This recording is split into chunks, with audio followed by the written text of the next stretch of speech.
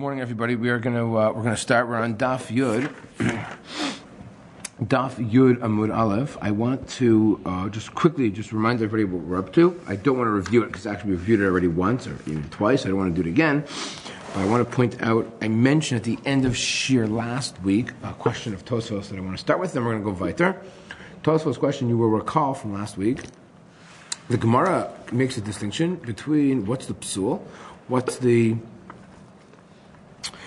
Israel. We know that when it comes to a knife, there's more room to be lenient. Why? Because it's not necessarily a pagam in the etzem hadavar, meaning as opposed to the animal itself. Masha'en kain, when we're talking about the mikvah, we tried to bring a question from mikvah.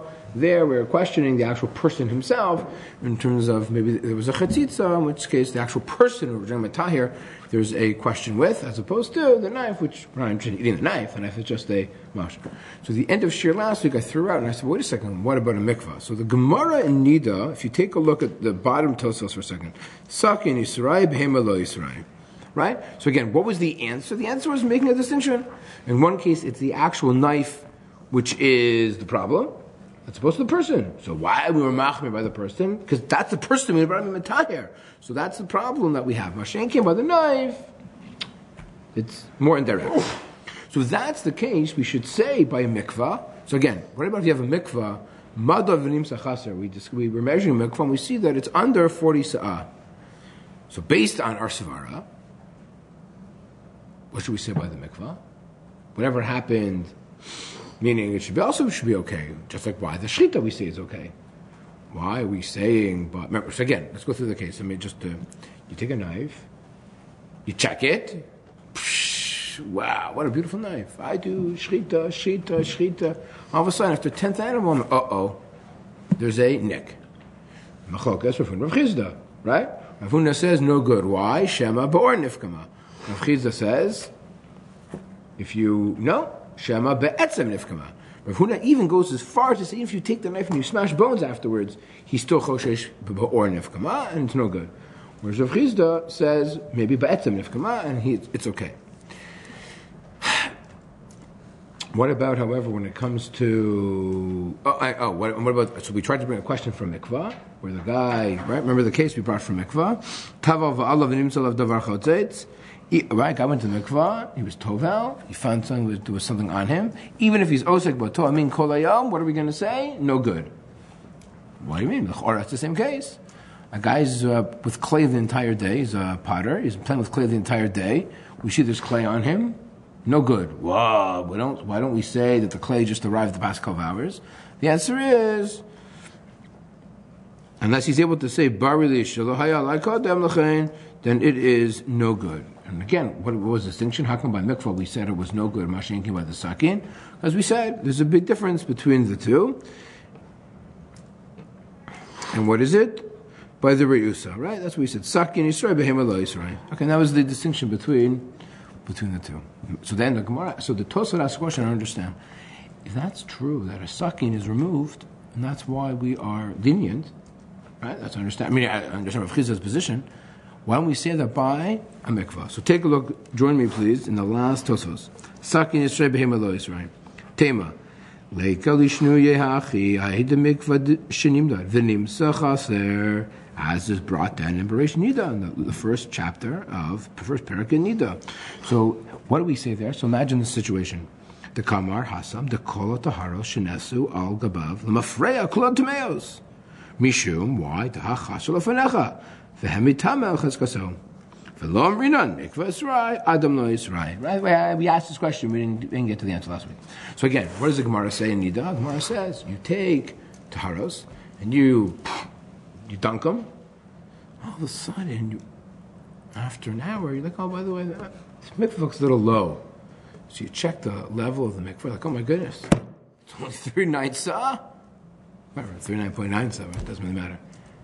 There, the Gemara doesn't say, no, it's okay. After all, where's the Yisrael? Where's the pagam? Where's what's questionable? Not in the actual item itself, not in the kli that you're toiveling, in the mikvah. And there we say, l'mafreya, all the taharos are no good. How come? When it comes to the knife, indirect, there's a pagam in the knife, Rav Chisda says, no, it's fine. Why? Shem be'etzem nifkama.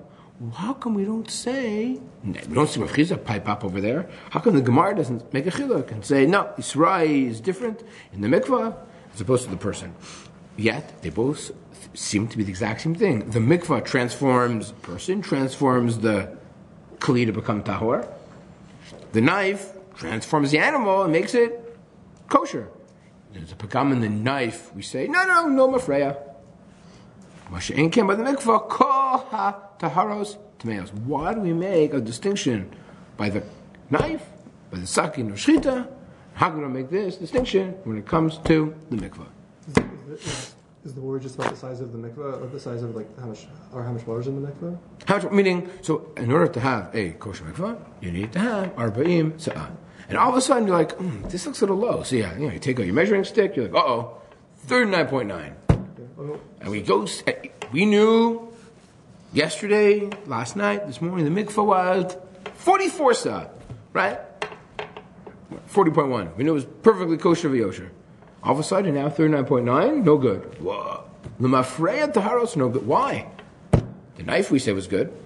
Well, again, here's the. It's usual for a knife to change when after shechita, but it's not usual for a mikvah to lose water after someone goes to the mikvah. Not necessarily. You could, because water's attached to the person. You could spill a little over. It could still be in the kli when someone takes it out. It's not unreasonable for water level to go down. Okay. What do you think what Josh is for? That's what I was thinking what he was saying. The what? That water comes out when people use it. That's exactly what Tosfos says. He says there's a difference. A sakin, which can be used, why should there be a becoming a sakin?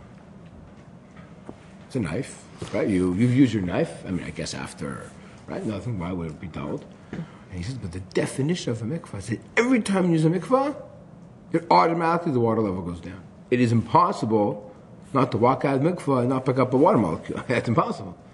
I mean, your hair, right? Doesn't your hair absorb water? Your keli will have some water on it. Right? I guess if you shake yourself off, I guess if you dry yourself off above the, that's just not possible, right? So he says that's the difference. When it comes to a knife is more static in its environment, and therefore it was kosher yesterday, kosher an hour ago, should be kosher today. Right? And both of them have chazaka, they were kosher. I checked the knife, I checked the mikvah. But he said the Tosfot actually, one of the answers Tosfot gives is that answer, and that is what's it called? That the mikvah, by definition, part of its usage is that it always has a law of diminishing returns. Right? Whereas a knife... That's not what that means. I know. That's an economics term. What right? It's a law of attrition. Thank you. Law of attrition. Even better. Good. Law of attrition. Yeah. Excellent. Okay, that's the distinction. Whereas a knife, I'm saying a knife doesn't get blunted. Of course, you use a knife over, but you assume a knife. It's not every time. Right. It's every 5th time. It's every 8th time. It's every 27th time. It's not very gradual on a knife. Right. Very gradual. Right. Especially the knives that you get at Sobeys for free. Yeah. People collecting knives, the stickers. Anyway, forget. If you're not talking about it, doesn't matter. I drove my son's car this morning, so I have all these stickers and things. So I told him to put the stickers on as usual. I told him he's in high school and I have to deal with stickers. Okay. Fine, good. So I wanted to point out, Tosfos gives another answer, which I don't really like so much. That to me is Tosfos' best answer. If you take a look, here.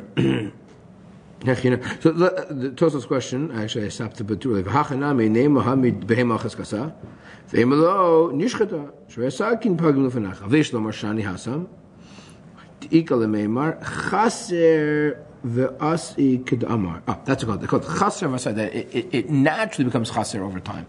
That to me is the better answer of Tosfos. He gives two other answers, but it's a long Tosfos, and I don't particularly like his other answers, so we'll stick with that one for now. Okay, let's go back to, that's what I didn't finish doing last week. Let's go back to our Gemara. Let's go over to the next part of the Gemara. So we are on line Daf Yud Amud Aleph.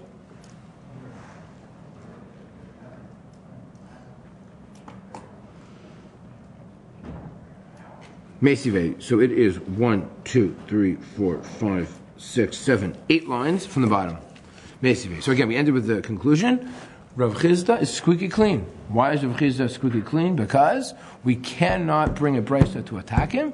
Rav Chizda said, don't give me this proof from mikvah. There's a difference between the mikvah case, that's the Yisra is on the person, whereas the sakin is different than the actual animal.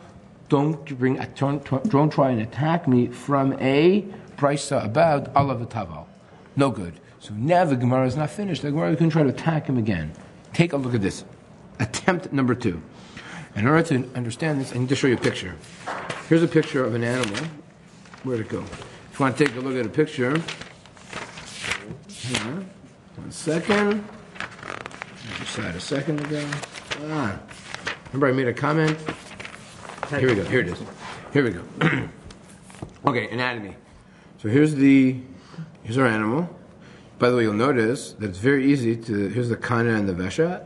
You need, remember, for an animal, you need rove of both simanim. And by the way, how easy is it to hit the mafrekas? How easy is it if you're doing shchita to hit a bone? It's very easy. Very easy. Or right? when they shechted the goat at yeshiva, there was like very little space between Right. that. So you have to be really careful because in etzem, remember, especially going quite this far, it's almost vatai pogam. Right? And etzem is very likely to blunt your blade. So, first of all, even if you are going to check it afterwards, it would not be in your best interest to damage your most important tool if you're a shochet, right? So this shows you, and by the way, there's very little space. You can see it very clearly here. Very little space between the actual veshet itself and the mafrekas. So the veshet is much thinner, and that's one that's closer to mafrekas. And by the way, in the olden days, we don't do this today, in the olden days, what they would do is they would take the animal, and they'd hold it like this, and actually would shecht it up. So they would actually shecht it this way. Right? Because there's no way you can, see, it'd be impossible to shecht it this way, because if you do, you can't do that, right? So you always shecht this way. And you want to use gravity on your side, right? So you want to be able to shecht downward. It's much easier then if you take the knife here, if you hold the animal like this and shecht up, it's almost impossible to do. So you wrestle the animal, and you hold it upside down, and that's how you shecht. Right? Downward. Okay, that's the. So really, you're shechting the animal like this, down. Okay, and if you go too far, if you're too excited, and remember, you can't shecht down. You have to. Has to be a back and forth seesaw. You have to seesaw it. You're not likely to smash. Right, you can't pause. Right, okay. Those are the back to the beginning. We talked about the Chulin bone going that way as opposed to down. What was that? You're less likely to smash the bone if you're going across than down. Right. So Yeah, right. You have much more control, right? When you're seesawing, you have much more control over your knife as opposed to if you just go down. Of course, you can. For sure. Okay, so now we appreciate it. How it looks. Now, what about for a chicken? What about for an oaf? So, here you go. Actually, this was. See, there you go. Now you see it. Okay. What about for an oaf? What about for a bird? I couldn't find. Imagine the bones would be much smaller, though. Yeah, much smaller. You probably just go right through it. Probably much easier to get through. Probably just go right through it. Yeah. Okay. So that's, by the way, be very careful for a drasa because you're so tempted just to do this, right? Because it's so easy to do. There are no pictures. I couldn't find pictures of birds because birds are brought up later. Think about it, like a chicken. Perik Basin talks about birds. Snap it in half. And the next Mishnah. Bird on page 10. I think the next Mishnah actually talks about birds. Oh, yeah, and really, your test is in our thing. Yeah. Your head on the back. Oh, nice. Are there pictures of a bird? Page 2 of your head on the back. Oh, okay. All right, that's okay. It's a pigeon. That's fine. Pigeons are a bird. So here we go. So according Midoraisa, so by an animal, I said you need to do rove of both simanim, not by a bird. By a bird, you only need one siman. Meaning, we're going to do both. Is the bone of a bird just as likely to blunt the knife? Probably not. And it's an excellent question. We're going to hold on to the question, and I think Rashi might answer it for us. Excellent question. Hold on, we're going to read Rashi in a few minutes. So you see how you're so tempted? And again, by the way, look how close. I mean, you think it's close by an animal? Look how close it is by a bird. Yeah. Right? It's almost impossible to avoid. It's really hard to avoid. So now you appreciate that almost every time you shecht, you could have safek paga be'etzem. It's not so crazy. No matter how great of a shochet you are, you could. Listen, I don't know if Shema b'atzim nifkama. I really don't know. Right? And you understand why. There's blood everywhere. You're schwitzing. You're right. Hard work shachting. Again, a bird's not so difficult. Not so difficult is a relative term. I can't do it. But for sure, for an animal, you appreciate it how much more. You see these pictures and you see how close it is and how complicated it can be.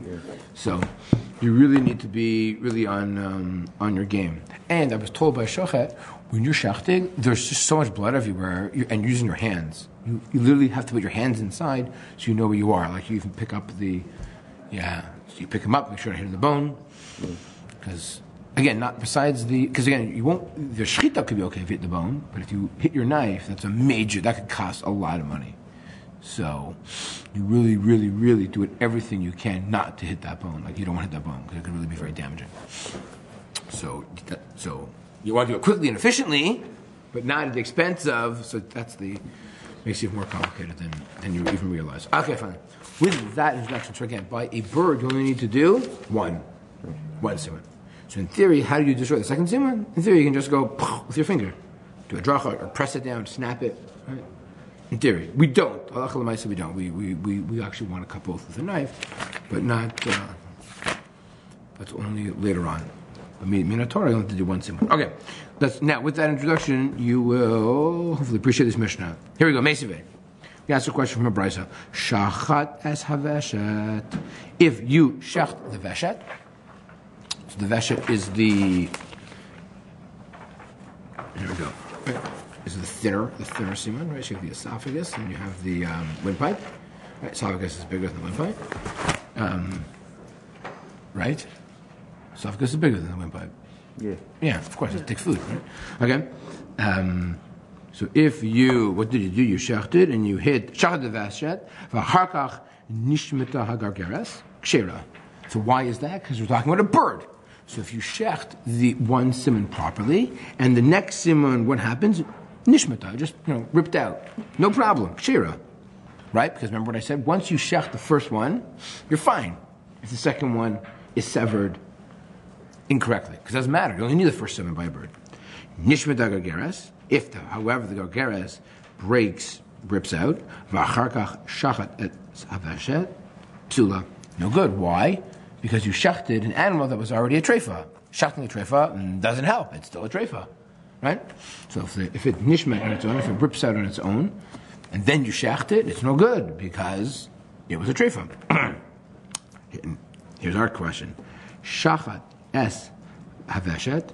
You shachted the veshet.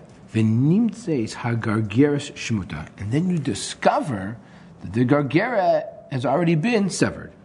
Ve'eino yodeya, and you don't know im kodem shchita nishmata, in lachar shchita nishmata. Couldn't that be any time? In other words, if you chef it, and you're not sure if you did it before or after, wouldn't you just assume it was before? It was after you chefed it. So you shecht one simon, and you discover after shechting for simon that the second simon has been severed. So did you do that? And again, you have to appreciate it. If you shachted the windpipe, right? Sorry, the esophagus. Let's say you shachted the esophagus, and you discover the veshet has been cut. Let's say you shachted the esophagus, and you discover the windpipe's been cut. Wait a second, that is so small, the windpipe. Maybe I thought I only did one simum, but they were so close to each other, and it's so small that maybe it got severed, or it got severed on its own. Well, I don't know. That's my suffix. Don't you just assume you got it? Because they couldn't really survive with a severed windpipe. No? I mean, it happened so quickly. We're talking like seconds. Uh-huh. Like when you put your hand in, maybe by mistake you snapped the windpipe, right? Maybe while you were getting the position of your knife, you snapped it because it's so Again, when it comes to an animal. First of all, it would always be a problem because when you discovered one that you didn't shacht on, you're going to be puzzled, right? But even by a bird, just to show how small it is, that it's so easy to, wait, did I cut it? Did I go through the whole way? Did I go halfway? Right? That's, in a sense, a very realistic question. So when did the second snap happen? Before mashchita? Or did it happen because of mashchita? Or after mashchita, I should say. In which case, it's fine. So, says the Gemara, here is what we say. Zahaya Maisa, so we know the when every time I bring a Maisa, because it's going to help clarify what the halacha is, right? They're not interested in stories, they're interested in defining halacha. Va'amru kol safek b'shchita pasul. Says the price. Anytime you have a safek by shchita, it's pasul. I.e., what we say in this case? What we say in this case? It's no good. No good. Why? Because Safek. that may be what happened. The knife broke outside. No, not that. That may be one of the simanim was already broken when you did shchita. Again, because what did you do? You shechted one of the simanim, and after you shechted one of the simanim, you discovered that the second siman was also severed. Did that happen after shechted the first siman, or did that happen before? I don't know. It's a suffix. It says the brisa, kol suffix b'shchita psula, no good. By the way, that makes sense. Shchita d'oraisa d'Rabbanan. Right. Okay. Suffix d'oraisa d'Chumrah. We spoke of this concept. Was last week? Last week. Okay. Oh, I wanted to remind me at the end to mention about suffix d'oraisa d'Chumrah. I discovered something else last week. I think I brought it down in my notes. Okay. Fine. Now, basically, what we're trying to say here, let's find out. The Gemara says, okay, if that's the brisa, let's see what happens. Meaning, why are we saying here, what type of language is it? Just say what? What's it coming to? Include. You see? We want to say now, what's it coming to? You know what it's coming to include? Safek b'shchita? Safek b'shchita is coming to include our case. What's our case? Not just when we have a problem with the animal, but also when we have a safek b'shchita in the knife. So now we want to say, maybe it's a question against Rav Chizda, because we say, kol pasol b'shchita psula, right? What are we coming latuye? We're coming latuye. Our case. What's our case? Not just when our actual shechita is questionable with the animal, but was this siman done before or after? No. We're going to expand it, and we're going to say it's coming to also include the case of when a knife is found possible. Answers the Gemara, well, not so fast. Lo, la tuye safek, shehia safek daras.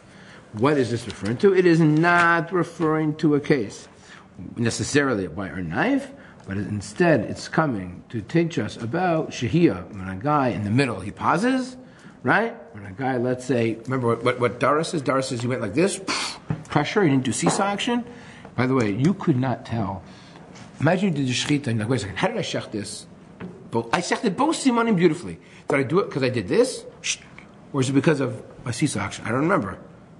I was talking, I was on my cell phone, I wasn't paying attention, and a suffix, how I did it? That's what it means, is psula. Other types of psulim by shchita, you could tell. You could look at it and see what you did wrong. Here, you can't tell. If the simanim were severed, they were severed. Do I know how? I don't know how they were severed. I don't remember. I wasn't paying attention. Did I do seesaw? Did I not do seesaw? Okay. No. So that's what's coming to include. Umayshna hasam Yisyalid ba-reusa, ba-behema hacha. Sakin Yisrael, behema lo Yisrael. And again, exact thing as we said before. What's the difference between these different suffixes? I don't understand. How come in one case we are choshesh, one case we're not choshesh? Answer is, meaning, in both cases there's a chashash by the... In both cases, there's a chashash. What happened? My knife is no good. We're saying it's okay. Now we're saying by my chicken, it's not good. How come one case is different than the other? Again, same answer as before. Hasam isyalida be'reusa be'behema achasakin Yisrael behema lo Yisrael. Answer as before. There's a difference between the two. One is our animal and one is our knife. Okay. Rashi. Then we're going to ask a few questions. Okay, look at Rashi. Shachat es haveshet. Bottom there. Ba'of shichshiru b'siman echad. Right, it's mentioned before. To lo chashinan le'ikor d'sheni. I don't care about ikor for the sheni because once I did the shchita of the first one, that would be sufficient. V'hadenakat shchita b'veshet u'shmuta b'gargeresu hadin dafilu ipcha nami el mishun d'gargeres avida l'shtuye v'hach. Okay, fine. That's the.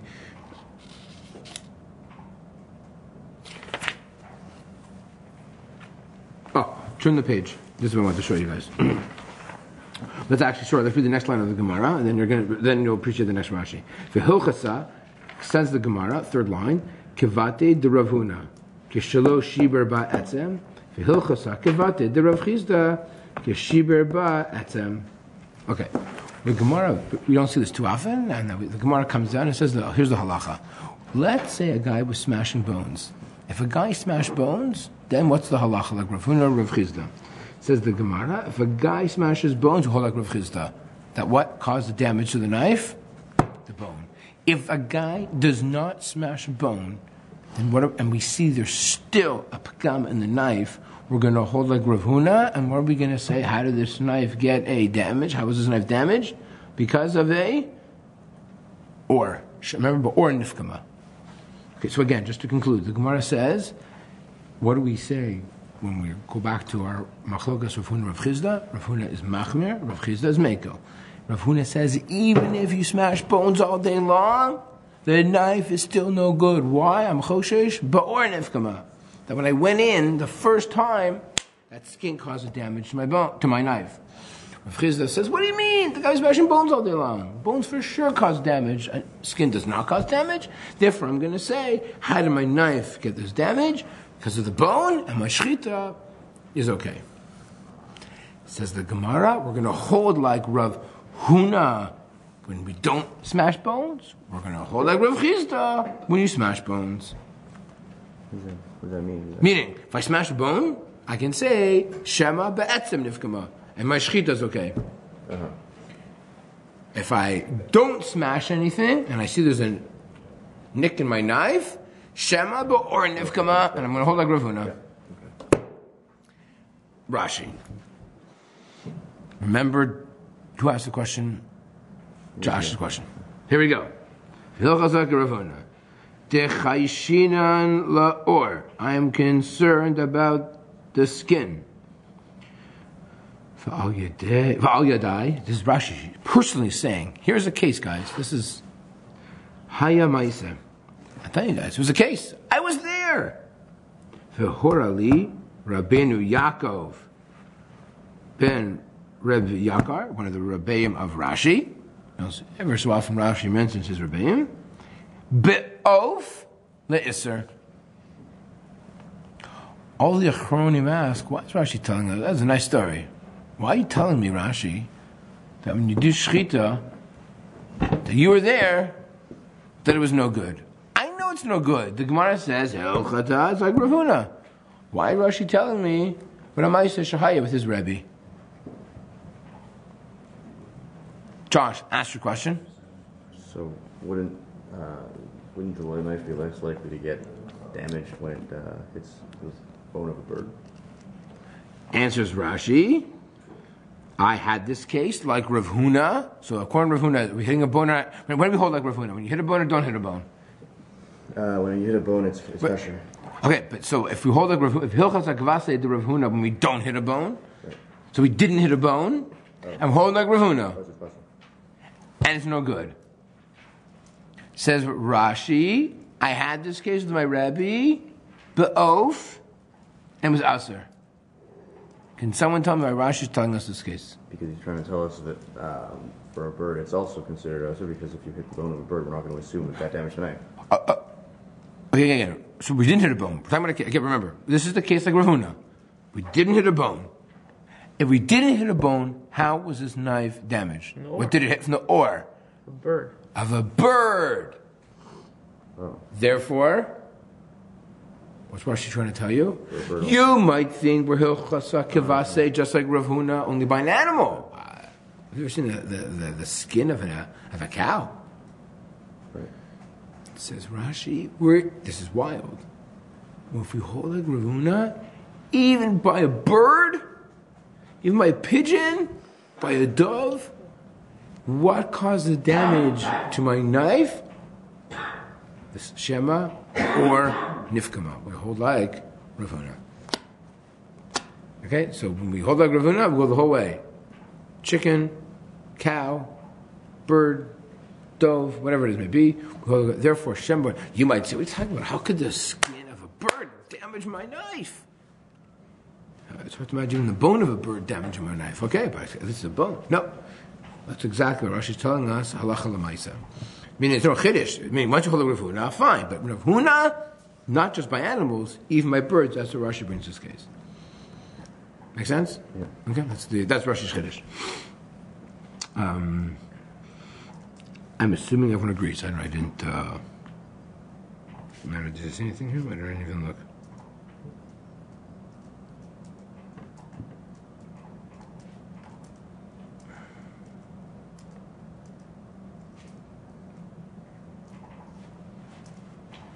Okay, let's go on. I was going to mention.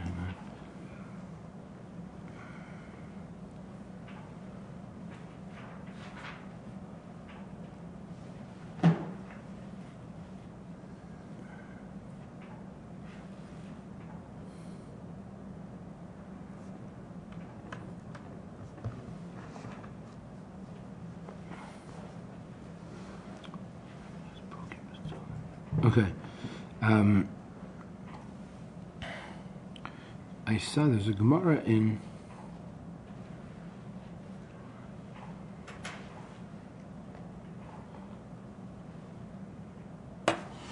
according to Rav Chizda. So according to Rav Chizda, what are we saying? The Gemara says Hilchas HaKavasei, that we've established the halacha. And what's the halacha? That when you hit a bone, that we can say, you know what? Chances are, had this blemish happen, chances are this blemish happened because of the bone. Fine. Is that a? And remember, we said last time, there's a suffix that's involved. Maybe it was the or, but since the etzem is so much more likely to cause the damage, we're going to say it was the bone that caused the damage to the knife. That's what we're going to do. There's a Gemara in Psachim that has the following case. I have 4 boxes. Sorry, not Psachim, Yevamos. Sorry. I have 4 boxes over here. 1, 2, 3, 4. And what do I have? I have 2 boxes of Chulin and 2 boxes of Truma. And I have 2 big boxes and 2 little boxes. And what happens? I have Truma food here and I have Chulin food here. A little bit of this food gets mixed up, and I don't know which one's which. Meaning, I don't know if I'm taking food out of here, this is my Chulin food, or if I'm taking my food out of here, if this is my Truma food. So, you might think, oh no, since you don't know what happened, you have a suffix, and therefore I should be machmir. Says the Gemara, we're going to be meko. Why? Because maybe, you know what really fell into here? This was the Chulin food. So when I pull out food, it's actually the Chulin food. Meaning there's a 50-50 chance, right? Each box that you pull out has a 50% chance that it's Chulin and 50% chance that it is Truma.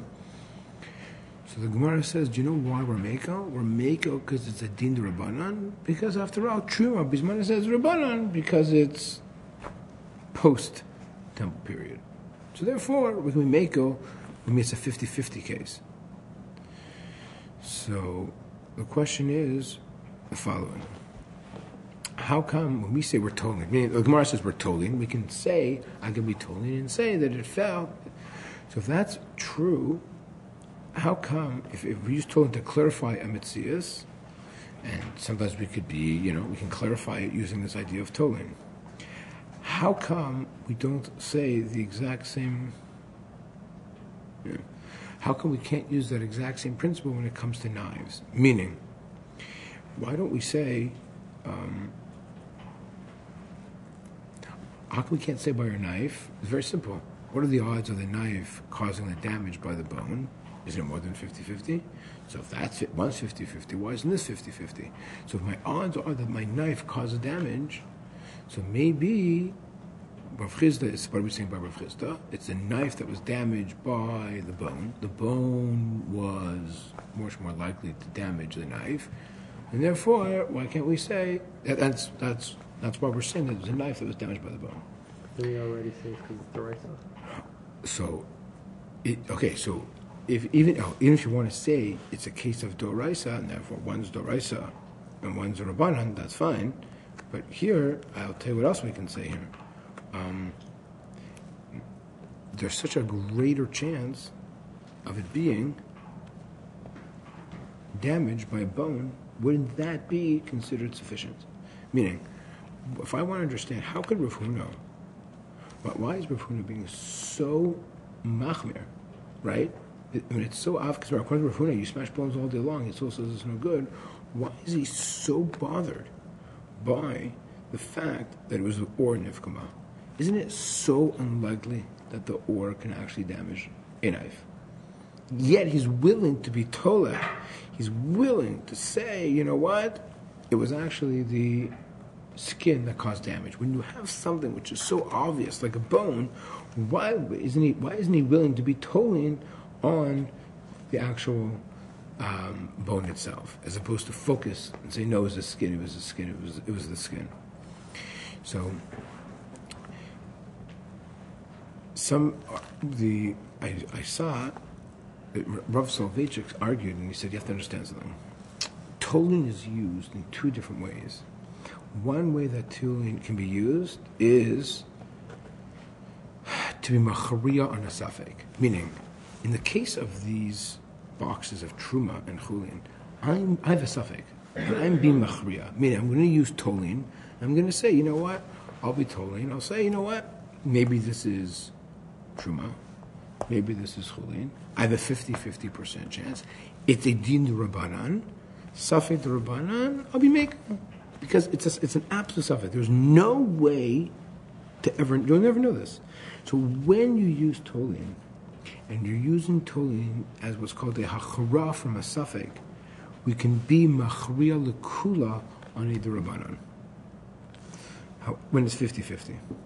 However, when I need birur, if I need to clarify what is the mitzias, meaning I'm not arguing the mitzias here. This is a 50-50 chance. I'm trying to be what's called machriya a safek. I have a safek. I want to decide who do I go with. But when our case of the knife, he says there's two different ways we use tolling. One is for a safek, but that's not our case. Our case is not a safek, how it got damaged. Our case is biwur, I want to clarify what actually happened. And when I clarify something, I want to clarify how it became pogam. That is not your classic case of tliya, it's not your classic case of being told of something, and therefore there's room for Huna to even to more machmir. Even it would be a din d'Rabbanan. He said it wouldn't matter. Originally you'd say, okay, one's Rabbanan, no. So that appears to be, from a lumdisha perspective, there are two different ways we try to clarify a suffix. One is to clarify a situation, and we use the idea of tolling. One is if it's really a suffix, meaning I want to be machri of a suffix. I don't know, is this kodshim? Is this chulin? I'm not sure. As opposed to our knife, it's not the same type of machriya from a suffix. I need to be mivarer and to clarify the situation about what happened here. What happened? Was it the bone? Or was it the skin? In such a case, it's not our classic case of tolin from a suffix. Suffix we have rules for, but when it comes to trying to be mivarer, that it's not so simple. We can just run and say, okay, make of the. No, it doesn't work that way. We have to be erachem. Rav Huna can say, again, that no, the or is still possible that did it. You want to tell me it's less likely? It doesn't matter if it's less likely. Not only that, and that's why you understand Rav Huna. Rav Huna, that's the halacha. Even if there was no bone, only skin, we see we have a knife that's damaged. If we see we have a knife that's damaged, how to get damaged? We know before shechita was perfectly fine. We see that it's possible, maybe unlikely, but it's possible that the skin could damage the knife. How do we know? We have in front of us right now. So that the Hilchah says, Kavate, we establish the halacha, that what? If there's no bone involved, it's just the skin and it's damaged, we're going to hold like Rav Huna. Rabbi Machmer. If, however, it nicks a bone, all of a sudden, we can introduce Rav Chizda's svara. And what is Rav Chizda's svara? Rav Chizda's svara is, listen, I have a bone. It was hit. It's so much more obvious that it was the bone that it actually hit. And therefore, I'm allowed to say that it was the bone that caused the damage. It's not because of a suffix, but I'm being mivarer. What am I clarifying? It's so obvious to me. It's so much more likely that it was the bone. I'm able to be told that it was the bone because it's just 100 to 1 odds that it was the knife that actually hit it. Okay. Okay, let's go on the Gemara. I went to the next part. It's the same thing. We'll finish it off in the next 10 minutes.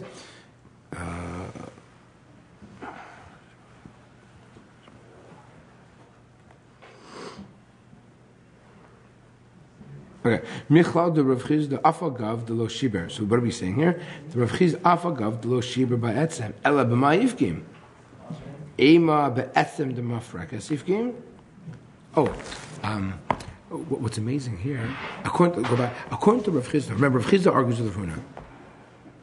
According to Rav Chizda, if you shecht and you don't hit a bone, you are going to argue that it's still okay. Right? Again, according to Rav Chizda, if you shecht the animal and you do both simanim, and you look at your knife, and it has damaged, Rav Chizda would say it'd be okay. Rav Chizda, why is it okay? Well, he says because, right? Rav Huna says no good, but or nifkama. Rav Chizda says it's okay. So how did it get damaged? Well, are we assuming he's certain he didn't hit the bone, or? Oh, so that's the Gemara. Sure Very good. That's what he says here. Maybe he's saying, listen, maybe hit mafrekas.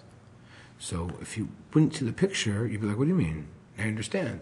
Rav Chizda says there's always a suffix that it hit the mafrekas. Now you appreciate why. Because every time you shecht, it is so possible. Again, suffix, what are the odds? I don't know. But he says there's no such thing as shechting an animal and not having a suffix that hit the bone. And therefore, since it's a suffix, since he says, before I checked, my knife was good. Now that I shechted, I see there's damage in my knife. I don't hold like Rav Huna or Nifkama. I don't hold that the damage was caused because of the skin. I say the damage was caused by the bone. But you didn't hit the bone. You're right, and hit the bone. But maybe there's a suffix that I hit the bone. Why is there a suffix that hit the bone? Because every time you shech, there's always a suffix you hit the bone because it's so close to where the knife is going. He's just saying Rav Huna's like totally not. No, he says. Oh, by the way, he's willing to even. He says it. He says like this. Rav Huna says skin did it. Rav Chizda says the bone did it. You didn't hit the bone. You hit the skin. I understand. Then Rav Huna. Rav Chizda says, no, you don't understand. Anytime you shecht, there's potentially this chance that you hit the bone. That's not crazy. And therefore, my shchita would be kshera. Meaning, hit the bone after I finish the two simanim. That's what he says. That's unbelievable. Now, without that picture, you wouldn't appreciate it. With that picture, you're like, now I understand it. Meaning, and by the way, why did you want to say this? A, because it's really possible to hit the bone, because you understand why, you see it. There was a suffix to the bone. And two, because he's so bothered by the fact that what? Skin doesn't cause blemish. Skin. Right? Having a skin doesn't cause a blemish, because there's no halacha, Again, there's no halacha to check your knife after shchita, meaning midoraisa. Right? You can shecht. It's okay to shecht. Right. How do I know? Because the Torah says to shecht. Right? But the Torah says to shecht in a way that automatically destroys your utensil. I mean, it could be, but it's unlikely. Right. So that's what. Therefore, the Gemara says that even in the case where you don't hit the bone, Rav Chizda still says it's okay. Why? Because every shchita has a suffix hitting the bone. Because look at the proximity to the siman that the bone is found in. There's blood everywhere. You're deep. It's cold. Or actually, it's hot. So blood is hot, right? You're inside there. You're the animal. You're struggling. You know it's only a matter of centimeters, an inch away. There's always that suffix that's introduced, and it's so likely that a bone caused damage, not skin. So there's no such thing as Rav Huna's a pit like Rav Huna's like. That's machal. So again, we don't hold that way. The halacha, right. We say no. The halacha, we say no. We hold like Rav Huna when you don't hit a bone. Right. I.e., the suffix that's involved in hitting the bone does not outweigh the fact that I know for sure I hit the skin. I have to penetrate the skin. Okay, that's the... Okay, fine. So again, we ended with be'etzem mafrakes. So again, Michlad Rav Chizda afal gam de lo shiber be'etzem ella b'mayifkim ema be'etzem de mafrakes ipgim. That the sakin at the end of the day it caused damage because of it might have hit that bone, and that's what Rav Chizda. Don't think you can pin down Rav Chizda so easily. He can still wiggle out of it. I still hold my shita. Even if you don't hit a bone, I hold there's always a suffix in the bone. It's close proximity, and that's what the Gemara says. Okay, and then the Gemara brings a case, which is just 2 minutes, just do the next couple lines in the Gemara. And then what happened? V'hava uvda v'taraf Rav Yosef ad kleisar chiyutei commander Ravuna v'afilu become. Oh, sorry. Actually, don't forget. I wanted to do this case is to a guy shechted 12 animals, and we puzzled all of them because we hold like Ravuna. The question is, what happened? Okay, well, we'll deal with that next week. In this case, in the Gemara, and there's a couple of other topics perhaps we'll talk about as well. Mir Hashem, a week from today.